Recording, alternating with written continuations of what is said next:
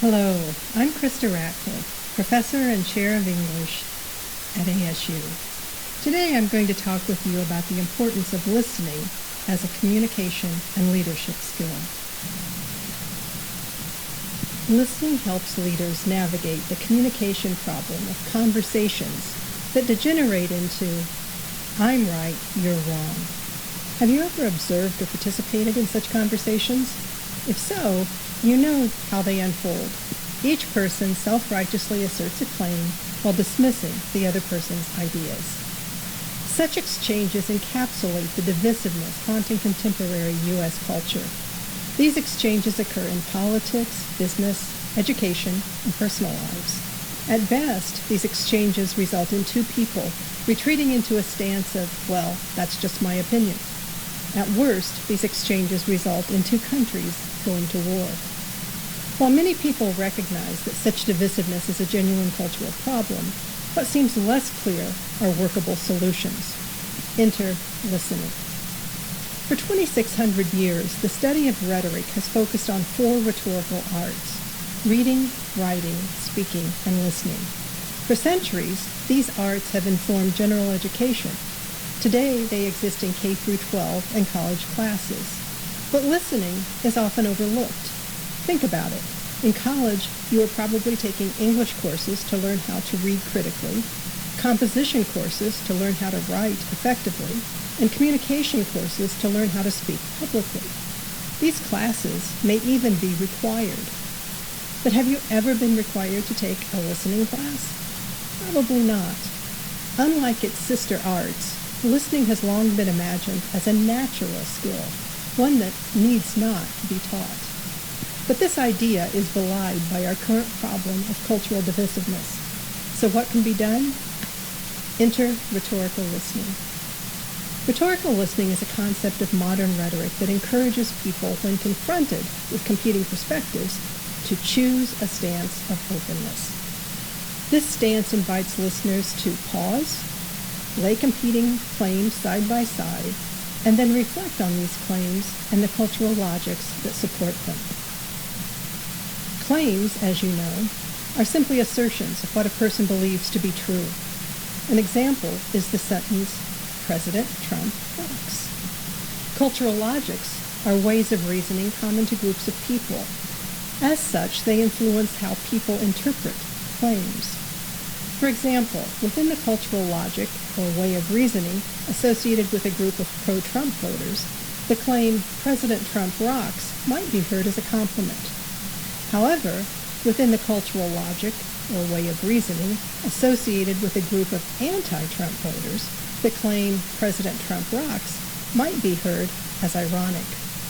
Same words, President Trump rocks, very different interpretations, all depending on the cultural logic from which the claim is uttered or heard.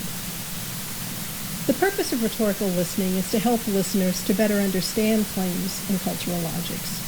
By gaining such understanding, listeners generate more information for communicating with others and are better able to imagine win-win outcomes. When such purposes are enacted, they can generate the following transformational effects.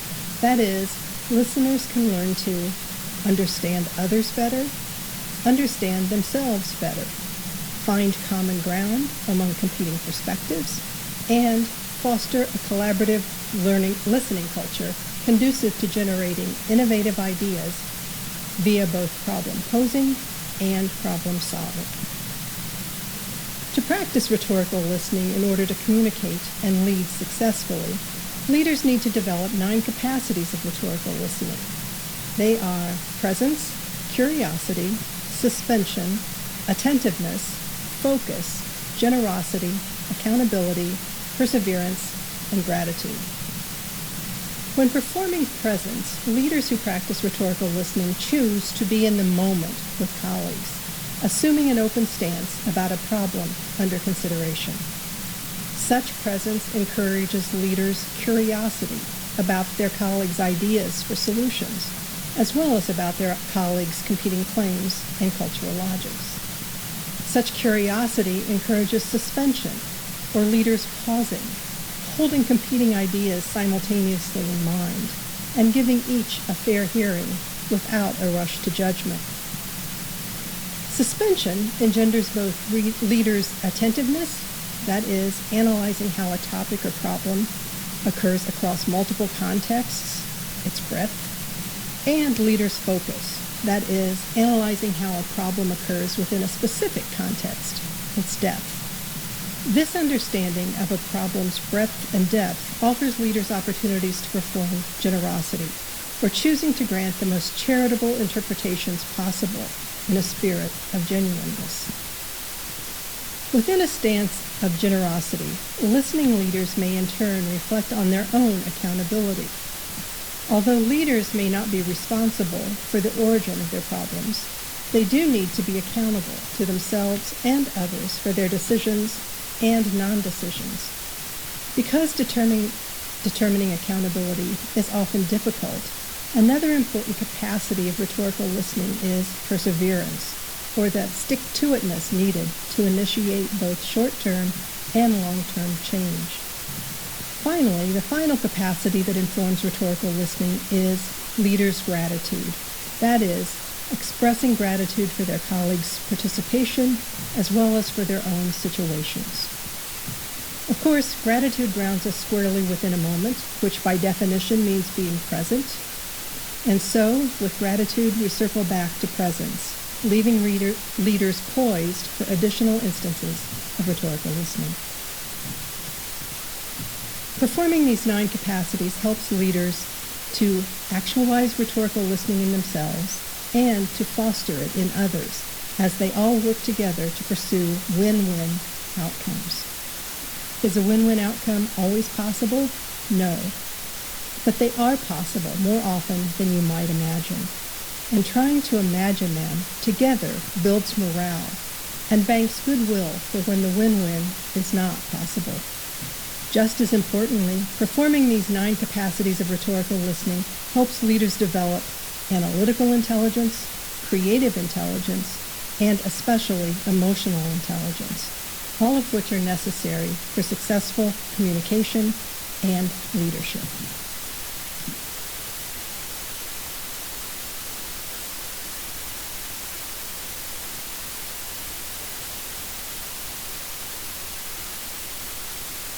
Hello, I'm Krista.